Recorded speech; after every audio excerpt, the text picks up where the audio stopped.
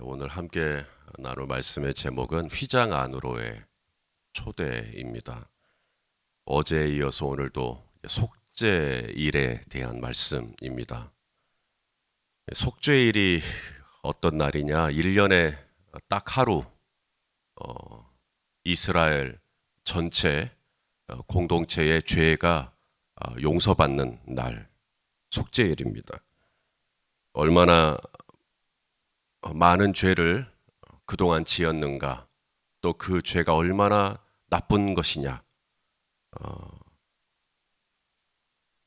얼마나 많이 반복했느냐, 이런 거 하나도 중요하지 않습니다.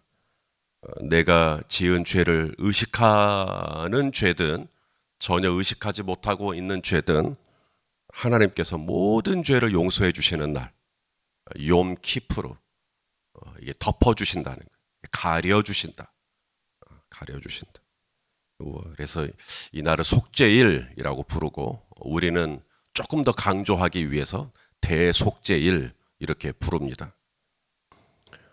이 속죄일에 이 죄를 용서받기 위해서는 이제 아론이 먼저 이 지성소 안에 들어갑니다. 그냥 막 들어가면 안 되고요. 아론도 신중하게 지성소 안으로 들어가야 합니다. 아론이 대제사장이지만 아론도 인간이잖아요. 우리와 똑같은. 그러다 보니 이 아론도 죄가 있을 거죠. 그래서 아론의 죄를 속죄하는 그 과정을 먼저 거칩니다.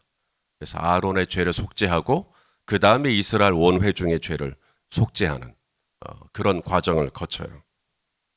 자, 아론이 제일 먼저 이제 해야 될 일이 이제 지성소 안으로 들어가서 이제 향로 제단에 번제단에 있던 이 불을 향로에 담아가지고 그걸 지성소 안으로 가지고 오면 이제 연기가 뿌옇게 이제 오르겠죠. 그 연기를 피우는 그 일을 먼저 합니다. 12절 말씀인데요. 우리 같이 한번 읽겠습니다. 12절 시작. 향로를 가져다가 여호와 앞 제단 위에서 피운 불을 그것에 채우고 또 곱게 간 향기로운 향을 두 손에 채워가지고 휘장 안에 들어가서 향로를 가지고 어디로 들어가요? 휘장 안에. 휘장 안에. 1년 364일은 그 휘장 안으로 못 들어갑니다. 딱 하루, 그때만 휘장 안으로 들어가요. 이 휘장 안이 어디겠어요? 지성소죠. 지성소. 이 지성소는 아무나 그리고 아무 때나 나 들어가고 싶다고 들어갈 수 있는 곳이 아닙니다. 1년에 딱 한 번 오직 대제사장만 들어갈 수가 있어요. 우리 히브리서 9장 7절 말씀을 또 같이 한번 읽겠습니다. 시작. 오직 둘째 장막은 대제사장이 홀로 1년에 한 번 들어가되 자기와 백성의 허물을 위하여 드리는 피 없이는 아니하나니. 둘째 장막 그랬습니다. 둘째 장막은 또 뭐지? 지성소입니다. 둘째 장막이. 첫째 장막은 그냥 성소고요. 성소와 지성소 이렇게 구분을 했는데 첫째 장막, 둘째 장막. 이 둘째 장막은 대제사장이 1년에 몇 번이요? 한 번. 여기서 이제 많은 분들이 헛갈려 해요. 착각을 많이 합니다. 그래서 대제사장이 1년에 한 번 지성소에 들어가기 때문에 지성소에 들어간 이 횟수가 딱 한 번으로 생각을 해요. 이 정확한 번역은 대제사장이 1년에 한 번이 아니라 대제사장이 1년에 하루 이렇게 번역을 해야 합니다. 그래서 그 속죄일, 대속죄일 그 하루 동안에 대제사장은 지성소를 한 번 들어가는 게 아니라 적어도 3번 이상 들어갑니다. 자, 한번 보시겠습니까?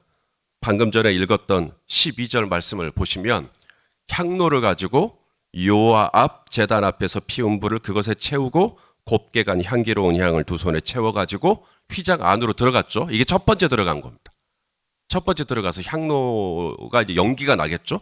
이 연기를 그 지성소 안에 하나님의 영광을 상징하는 이 연기를 뿌옇게 이제 향기로운 향과 함께 피우는 겁니다.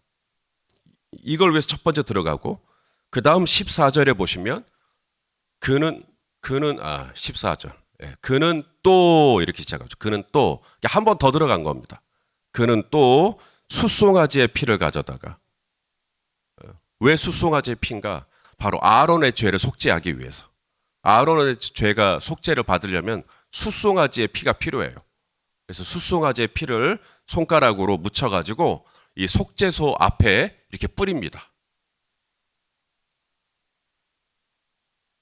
이러려고 두 번 들어갑니다. 두 번째 들어갔죠. 두 번째.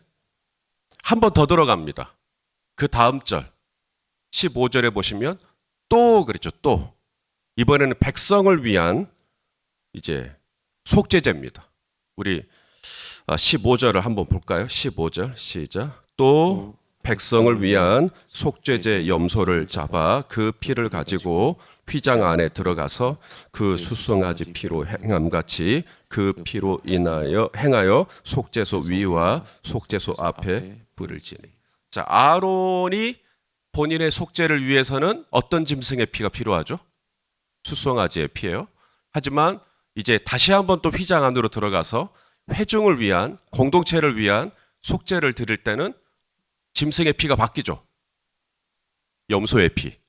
예. 그래서 또 한 번 염소의 피를 묻혀서 한 번 더 들어가야 됩니다.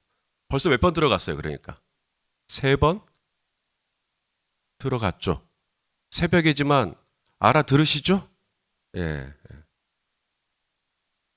기록되어 있지는 않지만, 성경에 기록되어 있지는 않지만 한 번 더 들어가셔야 됩니다. 왜요? 처음에 가지고 들어갔던 향로 있잖아요. 갖고 나와야죠. 그래서 한 번 더 들어갔을 거라고 이제 생각을 합니다.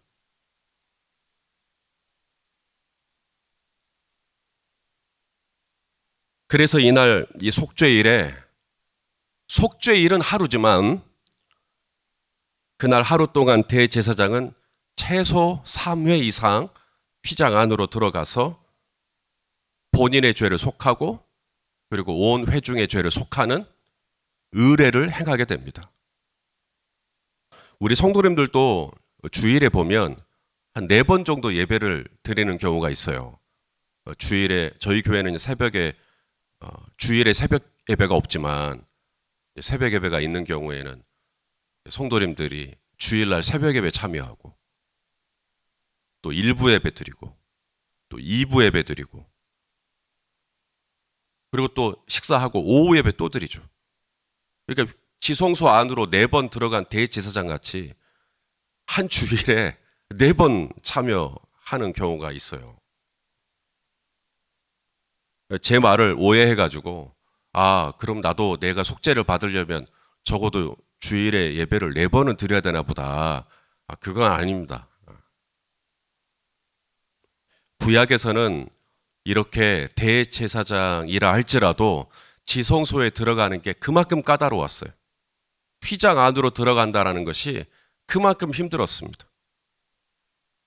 제사장이 아닌 일반 백성들은 아예 꿈도 못 꾸고 평생 본 적이 없고 휘장 안은 아예.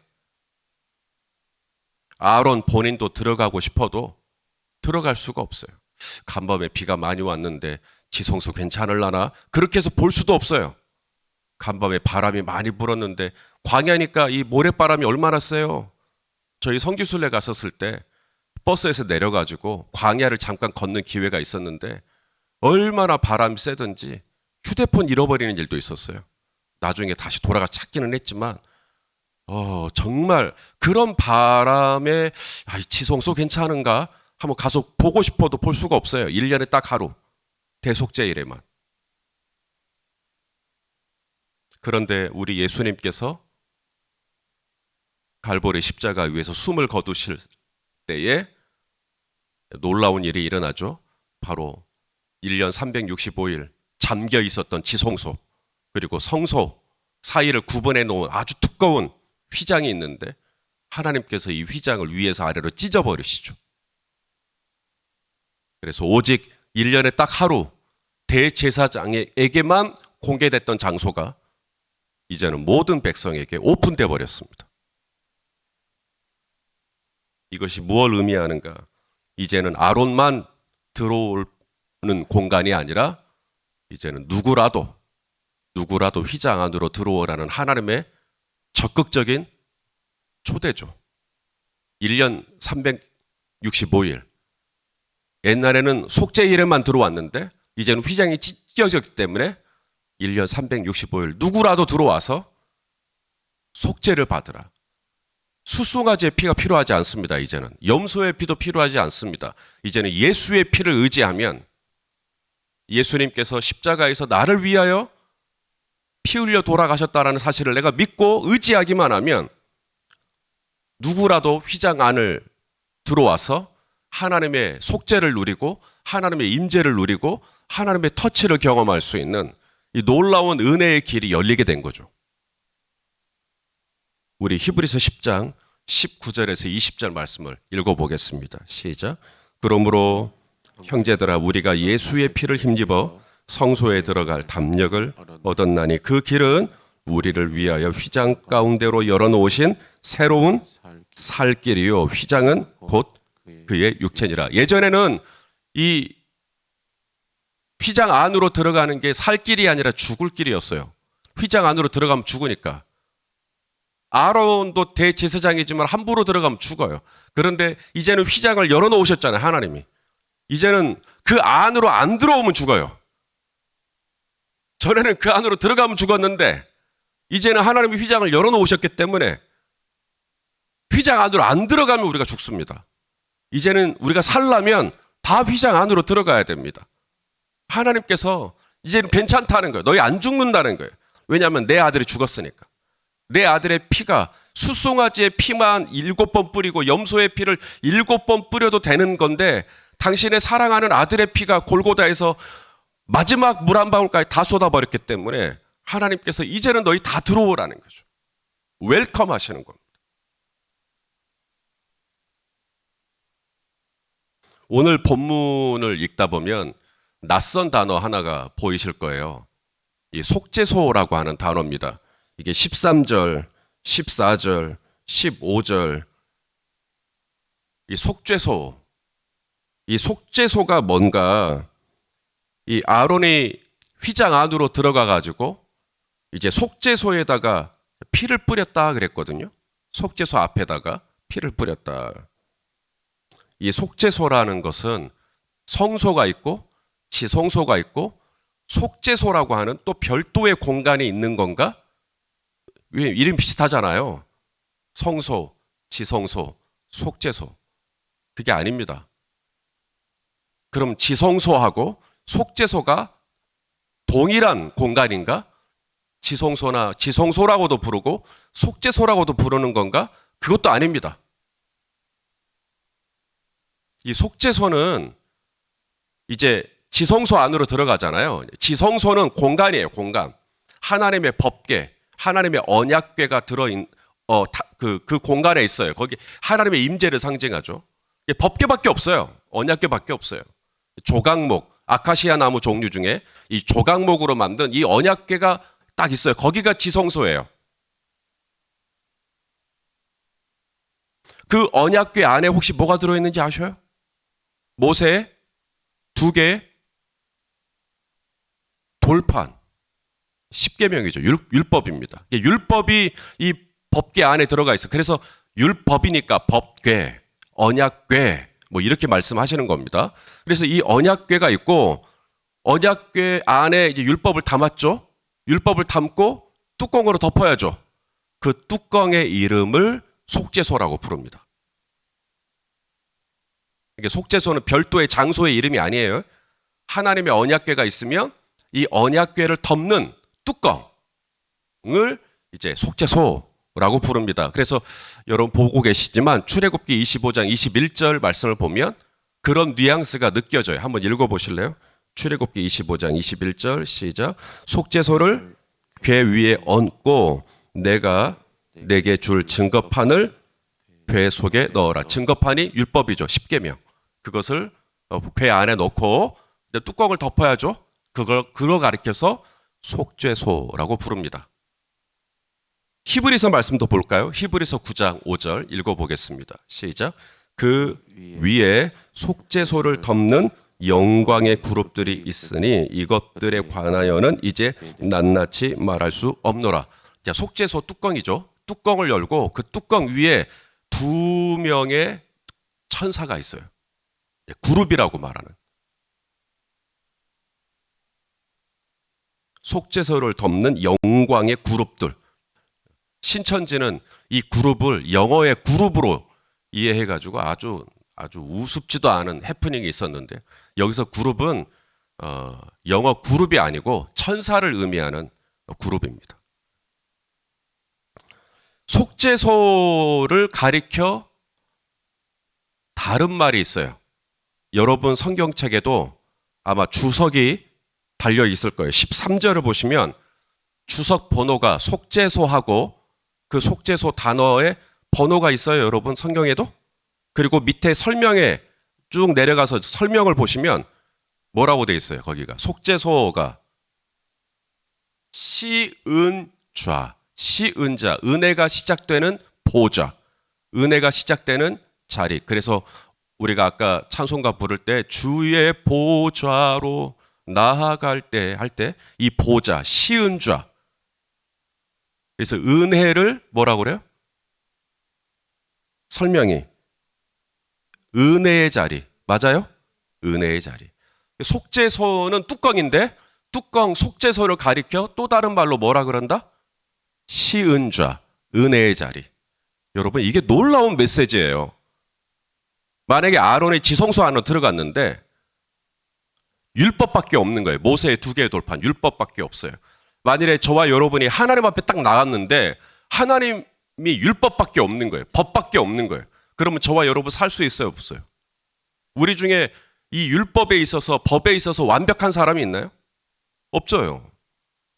그런데 하나님이 이 법을 박스 안에 넣어버립니다. 그리고는 그 뚜껑을 뭐라 그래요? 은혜의 자리요. 은혜의 자리. 속죄소.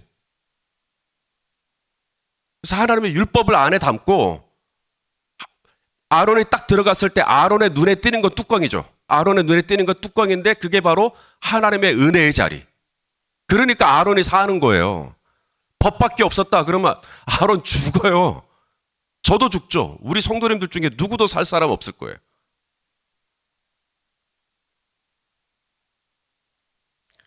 율법은 우리를 죄 있다 하지만 은혜는 우리를 죄 없다 하죠. 그게 속죄소입니다. 은혜의 자리. 율법이 필요 없다라는 거 아니에요. 율법은 귀한 거예요. 그래서 박스 안에 담은 거예요. 궤 안에 담은 거예요. 은혜는 귀한 거예요. 그러나 이 법은 귀한 거예요.